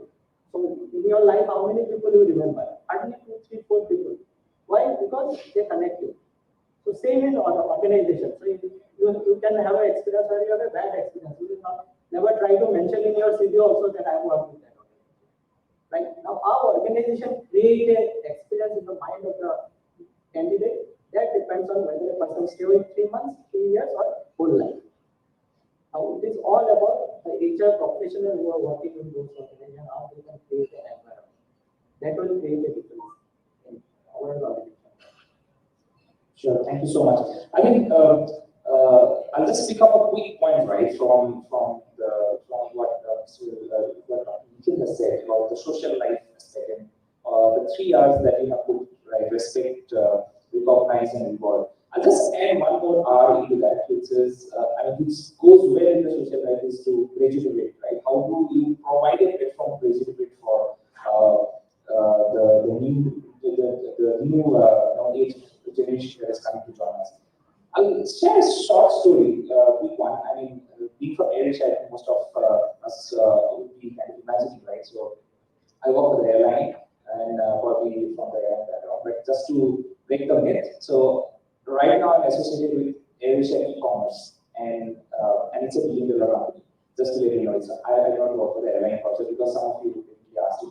Now this is an interesting story that which we tried to put into the social aspect when we were building the Bangalore Center. I mean, before I moved to Kuala Lumpur, I joined from Flipkart to Air Asia, right? And then this was the hue and cry, right? How do you differentiate yourself? I mean, when you give a call to a candidate and you are vouching for the same guy, which 5 other e-commerce companies are also there. You are building the same platform. It's nothing rock solid that you are trying to build. It's a OTT platform. You need a direct social e-commerce connection to that. And every company, you take Mitra, you take Flipkart, you take Byju's, you take Nykaa, everyone is building the same platform. Only the code-based changes when you kind of hire it. Now, this was one fact we really struggled in 2019 when we started the hiring process, because when you give a call, everyone like Chachi, and then they kind of put on the phone. We targeted this part of the social life. Now, what we kind of try to think is what really differentiates us as a company, right? And what we could provide, which no one can provide. Then there was a second plan. I mean, of course, it became a halt because of COVID-19, but it really struck a deal for all of us. So we targeted folks which were, who likes traveling, engineers who like traveling, right, and management professionals who like traveling. And what we really did on the call, and whenever we go to the campus recruitment, we never show any slide of compensation and because we know we will not pay. It's a low-cost carrier. We all know about it, right? And the way that markets is, would you like to fly with us? And you get 8 flight tickets to fly everywhere across the world. If you get 8 flight tickets every year to fly, you get 20 days of holidays. This is very big, and then you start the value proposition. I think that's the point of the social life that really kind of integrated. And we were able to build 100 plus topmost, starting from IITs to all other universities to kind of across. So just to give a quick glance of the social life that we had. So maybe you are offering some flight ticket to panelists also. Right, or do something? Oh, sure. See, I am now in a bank working not a small finance bank, which is coming up from this place. And yesterday I was attending an interview through email with the candidate. This is a fresher. And along with me, 2 GMs retired from State Bank of India sitting, the suited guy and wealth of experience. So candidate sitting in front of us, and visually, he was very candy shirt, which is round neck, and he has a hairstyle today's generation. So after 2 minutes, the gentleman from my left and my right, I can see that teaching effect happening with these two persons. And one of them, out of provocation, he said that, are you coming from here for an interview? He said, of course. He said, that is it the right way of appearing in an interview? He said, what's wrong with me? And I was eagerly listening to him and observing his attitude. Then the other gentleman said, is that the right hairstyle working in a bank? He said, what to do with my hairstyle with dispensing money in the bank? And he's quite right. But it's my experience, I am saying it's quite right. It has nothing to do with the hairstyle and dispensing money in the counter. And today, who goes to the government to dispense money? Everything happens in mobile. Everything happens in internet. So new generation, first of all, before we discuss the cultural change, we have to have a mindset. The offices probably will start from 1 o'clock because the young generation gets up at 2. And office will continue till 12 in the night. And we have to keep our mindset safe as senior citizens or as an experienced HR group of people who that kind of a work style. And if even they get up at 12 o'clock, reach office at 1 o'clock, either they will half pay or no pay. Yeah, so you have to have a good canteen to feed them, to keep the energy up. So I would see the country is today is progressing in a lightning speed. The kind of opportunity I can see as an employer working in various organizations, including manufacturing. See, today, Talukdar are saying that our courses are half made because of the COVID. Today, tomorrow will not be there. But the opportunity we can see that we can tie up with the industry and the institute, and realizing that these are half-taught students, how we can go, integrate with them, and imbibe the culture we want to bring back in the organization. That's a great opportunity probably we are at this moment, which is have the better integration between industry and industry. Thank you so much for your valuable. I think that's something which really pays up. And now that I think we have moved into the other side of the table, if the distinct panel kind of allows it, we can have the questions from the faculty here, and we can all brainstorm and discuss on what are those challenges and how do we probably solve it. So I think the floor is open for the faculty to ask any questions to the panel.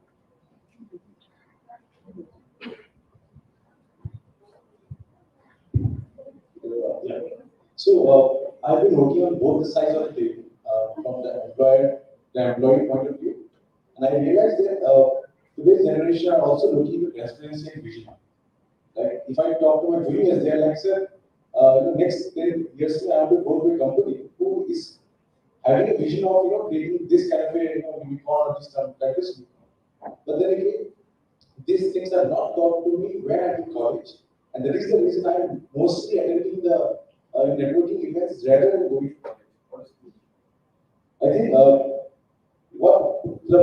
my question to the panel would be, besides the industry and academic connect and upgrading the courses to that kind of a level, what are the other instruments or provisions where the students or the young minds are basically made aware of these changes? Because the change management process from the management point of view seems to be a difficult task, but for a student who is kind of consuming information, I think he has to be also made aware that these are the various levels, because at times we find ourselves very optimistic and we also try to set very high goals and we try to put ourselves in different situations. But then again, we have to understand the bachelor's degree is only 4 years. And till the time when we come to the finishing school, we realize that we have not improved our communication skills at all. So startup incubation, incubators or the finishing schools are some of the instruments, but what else can come in an education institution which can kind of catalyze the whole process when we keep the young minds real authentic information about the changes that are happening so rapidly in today's time. So that's my question.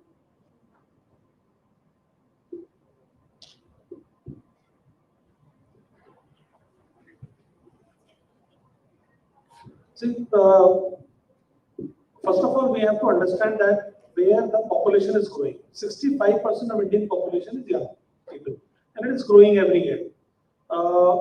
And unfortunately, the policymakers, and I'm looking at broad policymakers, most of them are retired or retiring, right? So how do you capture, which I think a friend of bank has said, we have to capture the imagination of the young people and change the way that we work, change the way we behave. Like, I absolutely agree what you have said about the person coming in a t-shirt and with a funky hairstyle. And some of you have seen this movie called Social Network, where Mark Zuckerberg actually gone in his pajamas to raise the money. And even today, it's been said that he has only 50 or 100 t-shirts exactly the same type which he wears every day. If Mark Zuckerberg goes to Facebook today, probably he is not hired because he himself is wearing a t-shirt.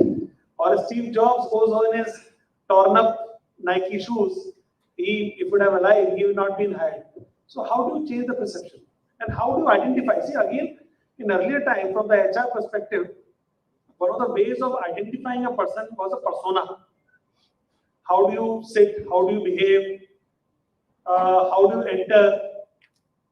Will you greet everybody? How do you look in everybody's eyes? So there was a persona was defined in such a way. So I can enter into the room looking at a WhatsApp because as a young person, my mind is at 5 places. And when I look at the kids at home today, they are using a laptop, they are on iPad, they are talking to recently we moved from Hyderabad to Noida last year. And most of the friends who are my kids' friends who are left in Hyderabad. And I don't see them because they joined the new school, so they don't have any friends. And they are working from, and they're all teenagers, so 15, 16, two boys which are teenagers. And they are continuously at home for 2 years. I didn't saw them talking to anybody for quite many months. I asked them, well, why don't you speak to your friends? He said, we speak to them every day. He said, where? I have not seen you making a call. He said, they are on Discord. And the first question was, what is Discord? I said, it is Facebook. He said, who uses Facebook? Because Instagram. Instagram, come on, it's for girls. Now, how many of you actually heard about Discord? See, even 5.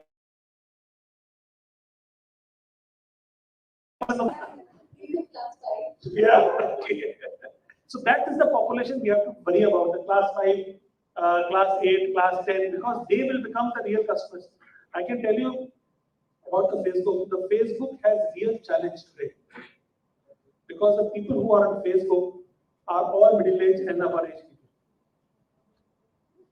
The Instagram is losing its sheen. Now Twitter is a shrinking population. Twitter is only for trolls, only for politicians. So where the young people are going, they are using a different kind of technology altogether. So where do you sell? If you are a seller, if you are a Marico, which is like parachute nariyal tel bech rahe hain apna, kahan bechenge? Where do you actually sell? Because the young girl who is 15, 16 years old, she is more worried about the hair than the middle-aged woman or the 60-year-old lady. So the changes which are happening are so rapid. By the time you blink, the change is happening. So you have to look at. I think the whole perception has to change.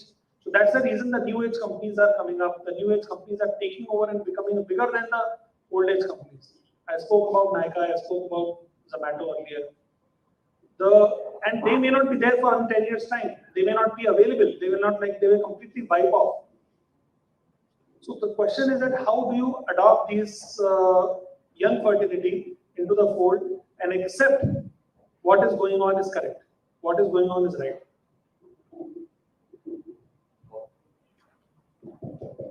Another question. So, we've been talking about hiring people from campus, being able to impact that. Recently, I want to talk about recently what we adopted was attribute-based hiring. So, where we instead of going skill-based, where you're looking for a developer who's say in Java or JavaScript or React or something, you look at the attributes that are required to become that. And I don't know if education institutes start adopting an attribute-based development model, which actually helps individuals when they go into other companies instead of going with the skill set, like you said, like being social, being the PRs and stuff like that. Like, how do we adopt that as the base development for like skill sets, which is like so focused for companies? Because like Dr. Nikhil mentioned, right? Like, I would look at working at 30 companies over a year. I wouldn't be looking at working in just one company. Right? So if organizations are collaborating with institutes, setting up incubation centers and stuff for skill sets, then we are missing out on the attributes, which is pretty much the baseline that you want individuals to develop. And so when we hire as well, we don't look at like a particular skill set. We'll be like, okay, these are the attributes that would make this person look a good fit in the organization. Skill sets are something which can be developed over learnability and courses and stuff like that. Like, you don't really need that. That is something which you should have. But what are the attributes according to you all that are required individuals to develop so that they're ready to work in the current workforce other than one organization and be able to work in multiple organizations? In fact, I will add to what you are saying, and I will add a question to you because you are a moderator, you are asking question. You should ask the question. Sumar is like, because he works in a very interesting industry. They employ young people. One of the youngest and the fittest people like who have and absolutely disciplined industry. The flight has to go on time. The air hostess has to be dressed. The pilot has to be properly dressed. The airline has to be clean. All this is a very disciplined process. So how do you ensure the discipline and what he said, I think about attitude, how do you ensure and still manage the social life perspective and other perspective? Sure. So I'll just bring in the flavor of the airline hiring that is there and how do we kind of adopt a bit of that airline hiring into our engineering hiring as well. So I mean, over the period of time, like Tony Fernandez, right, who's the CEO group and who has been who has revolutionized the entire travel industry. And people have really worked for him for 20 years long. I mean, in fact, Asia just completed 20 years of its sustenance into the industry.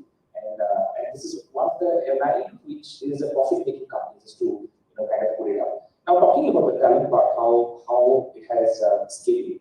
I think over the period of time, the recipe for the hiring at the airline, right? This set of people want, there are different kinds of skill set. I mean, as you said, the skill one, you have to be really personified, you have to know hospitality, you have to be, very much with communication, you have to be, outright towards the guests, you have to be sensitive, right? You need to have a sense of humor. I mean, these are some of the things that are really there. But what exactly that point is that, you look at that person and get into a hiring. Now, over the period of time, it has been found. I mean, truly said, the attribute-based hiring is, of course, needs to be there while you hire for airline. It has been found that this set of people and this set of young stars, they look for a community. They want to be a part of the community. They just don't want to be a part of the job. Now, whenever this hiring happens, right? The hiring does not happen just like an interview. The hiring happens like you go to the aircraft, take a seat, take a flight, and we'll have a conversation. So, are you being a part of the ecosystem or not? So, that is something which is being done over and over and over a period of time.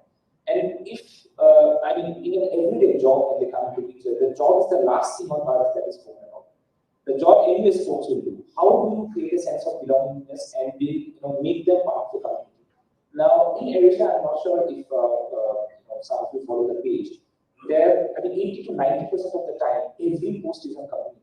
They're on products and services and things. And the more and more and more you keep speaking the same language, people start connecting with the larger part of the organization and then be a part of it.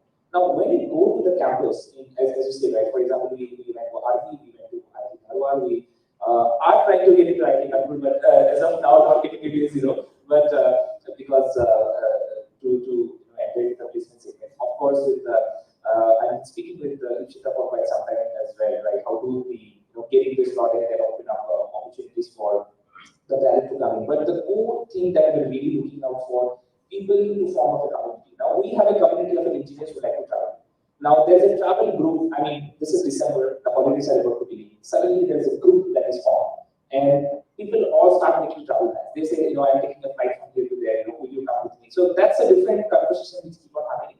And I like myself, like to travel, and hence I joined aviation from Flipkart, and that's where I think I started to connect with that piece, to be a part of the community that you speak the same language.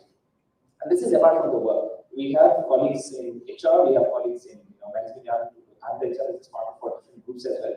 But that probably anyways will happen, we'll talk about it.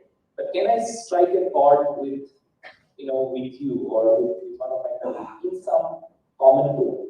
And it is almost 80 to 85% of the population that we speak about. In every call, for example, I'm on leave now. I came from Kuala Lumpur to Assam for a quiet holiday for this December. I'll be joining that. Most of the time, it will be on travel. What is the next travel plan? What will happen? So I think that's where you're right. I think the attribute-based hiring has been existing, but now I think it has been also adopted by different companies, and it has to be, because skills are common. I mean, information is freely available, right? Anyone can learn it. There is no required to be in a premium institute to learn it. If someone has really good to learn, right? They can really learn. There's a plethora of knowledge available in the market. The point is, can we strike the right chord with the right set of characteristics to be on the group? And I believe, yes, of course, that's the future of hiring. That's something which is being done. And of course, DDI assessments, and if you see all of those assessments that is coming out, is only focusing on attribute-based hiring. And that would be my, I think, if anyone wants to add. Just I want to add to what you left for my young friend. Some of the companies now, it even gone 40 years ago. Suppose I have been selected with a company like Russia. You will put some of my colleagues of my age or your age, and I will be dealing with them for a couple of weeks, and whether they will give me the feedback, yes, this man can present with us with the culture we adopt in this organization. So these kind of things are already happening, and this it is not the employer goes and then select you. It is sometimes the employee can also select the organization.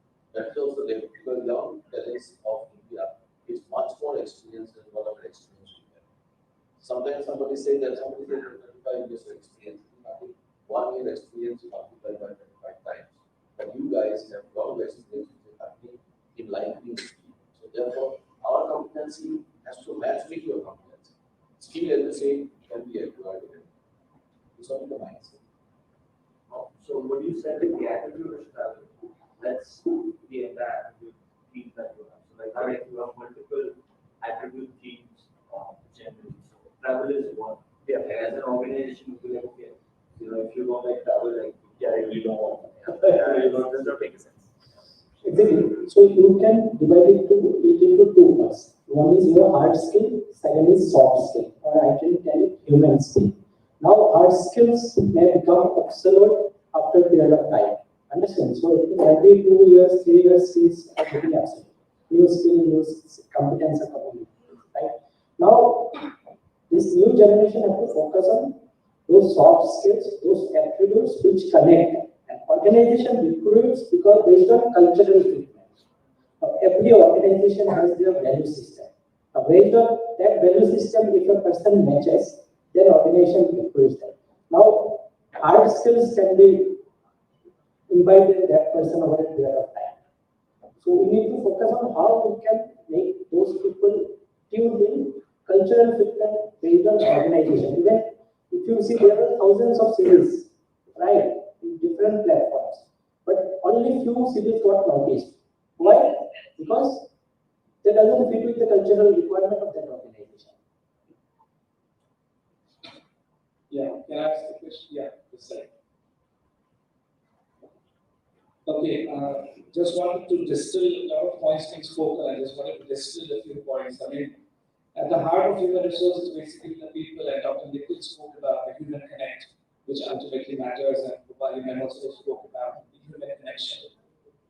Essentially, we have all studied about Maslow's theory of motivation. It starts with the safety needs, and then it goes up, it touches upon social needs, and then the actualization needs.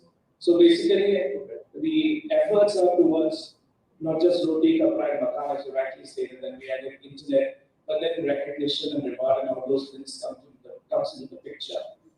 And there are a lot of talk, nowadays there is a disengaged workforce. and now HR people are focusing on how to create a right level of engagement. And we have dedicated teams who are working on engagement levels. People are connected. So in that ways, and too much of technology driven, but that human connect gets lost. So there is a huge disconnect. And they are trying to, through AI and other technology, trying to capture all those signs which are leading to are indicators of disconnect, which can ultimately lead to attrition. Now, Mr. Dhananjay, you spoke about AI chatbots and AI capturing the emotions of the candidates and then running an analytics and then hiring people. I would be happy if you could share an example so that we get an indication and understanding of how technology-based all those indicators are being captured to understand and under the psychology of the candidates and see a possible fit in the organization. Secondly, it's open to the panel. We have talked about disruptive changes, incremental changes, changes before attrition, before the COVID phase and attrition during the COVID phase. Of course, people would want to stay on to the job because of dearth of jobs and layoffs and all that. But all said and done, you must have analyzed the attrition, the attrition analysis has been done also during this phase. What are the major findings of why people are leaving the organizations before the era of COVID and now during the era, specifically if we talk about the technological changes happening in that space? So, two questions basically. Yeah, thank you. Exactly. Now, I said about AI and chatbot, right? So if you Google, Lina AI is one of the organization who is giving that support. You can check on experience how they are doing. So we have been in touch with Lina AI. Then another partner is and Paradigm. So these are the two partners with whom we are working nowadays. So they give a consolidated database based on end-to-end analysis of each and every candidate. So before meeting that candidate, you will find that these are my organizational competence or functional requirement, and how that person meet with those both in skill set as well as attributes. Then based on before meeting a person, I have in mind some database about that person, right? After, say there will be a set out of 100%, maybe someone is in 70%, 60%. Then you further tune down and find out what might be the reason for which he or she is making there, right? Now based on that, you make a decision. Otherwise, earlier it was more of like you have a GD or the personal interview in half an hour or 1 year, or you have to decide whether to select a candidate or not. Now you have everything, every database from both all networks, social science, whatever user will account, they collect those data. And based on that, they analyze it. So it eases the life of people. Understand? What was the second question actually? I mean, can you help me with certain parameters which you analyze in the database, the contents of the database? For example, what are the competencies basically? So competencies will be depend on your, say for example, HR. Now in HR, say you want whether how the person is on managing change. Understand? How that person is in managing IR. Say for example, you want to recruit a person in IR. Understand? So there will be further tuning down of all skill sets and how he responds based on that. How is his reaction while responding to those answers?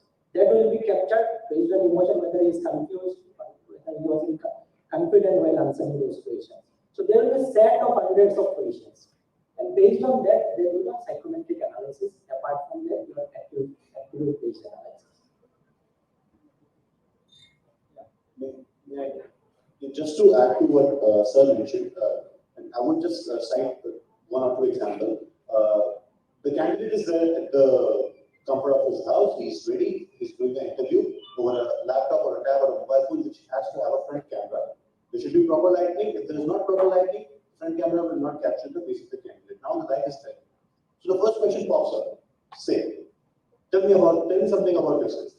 Okay. So the time taken by the candidate to respond to that question, is it 1 second? Is it 2 seconds?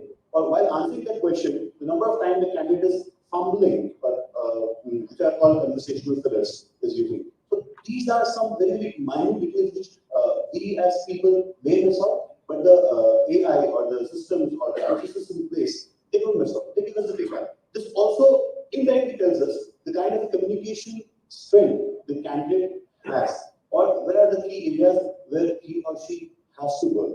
Like if I ask a candidate a question, tell me, suppose an incident, something has happened and how would you react to it?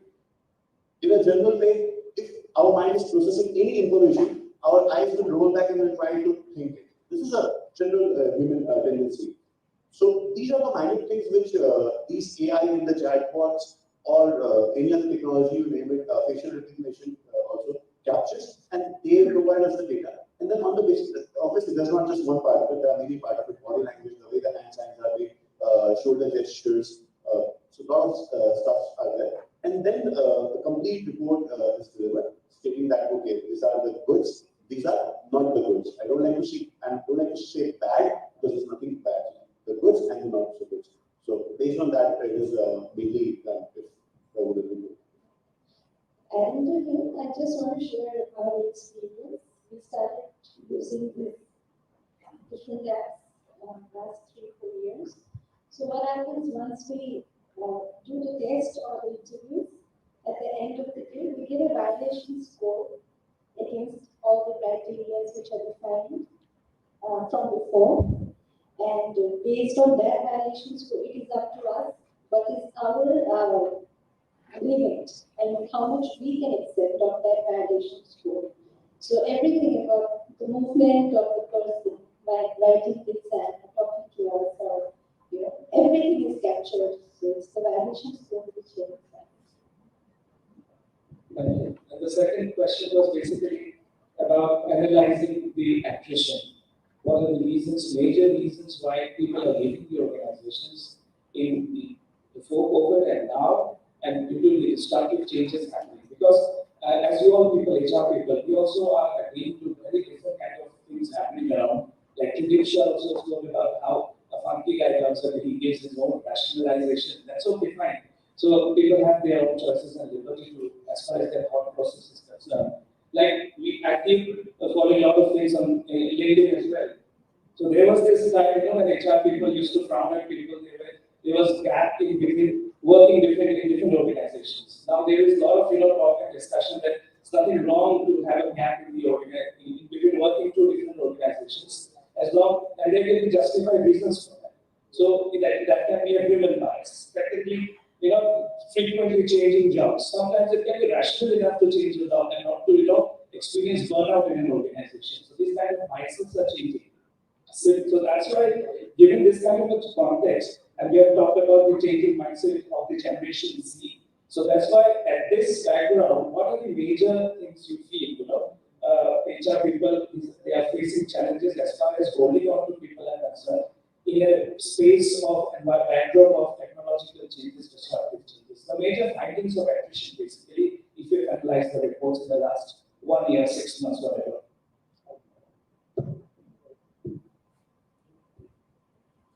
See, generation to generation, there is a different approach of managing population. Understand? Now, the main focus is more of customization.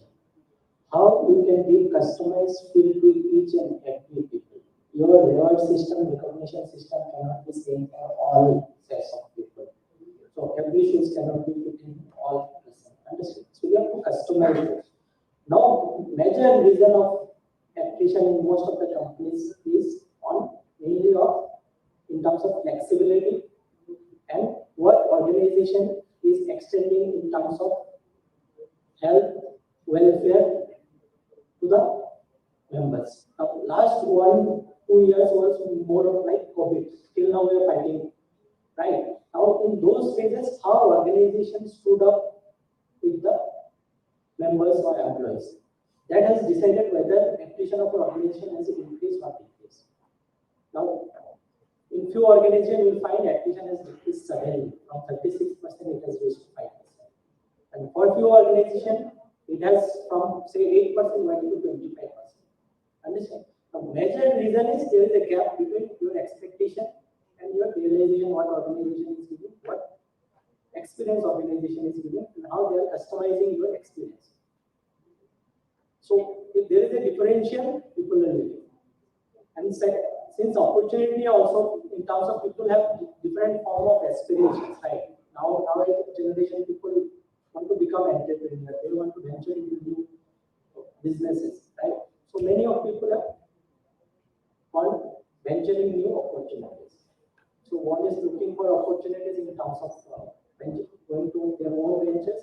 Second is they find there is a misgap between what they expected and what the realization they had over the period of time in the last 2 years. And mainly organization who has survived or doing well is the organization who has focused more on people in terms of health and well-being. So, thank you. Great. So I think this is just the beginning of the discussion, and now all the changes that have happened and all the discussions that we kind of got into, I think we spoke almost like 1.5 hours right now, and I'm sure there'll be a lot of questions from the participants and of course this lovely HR community.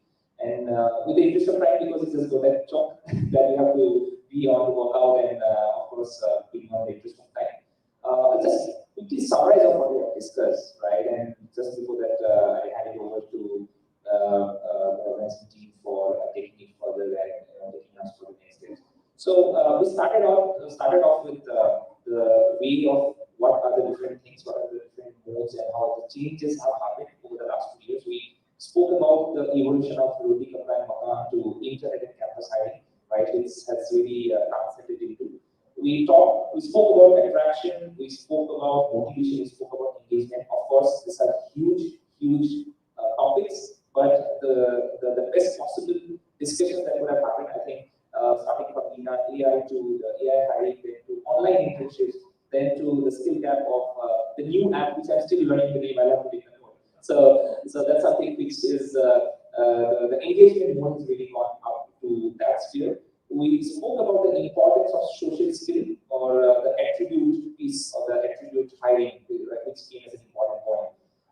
We spoke about Gen X hiring. We talked about the skill lead, and last but not the least, which Mr. Dhananjay just put about customization, which I think I've asked a fantastic question.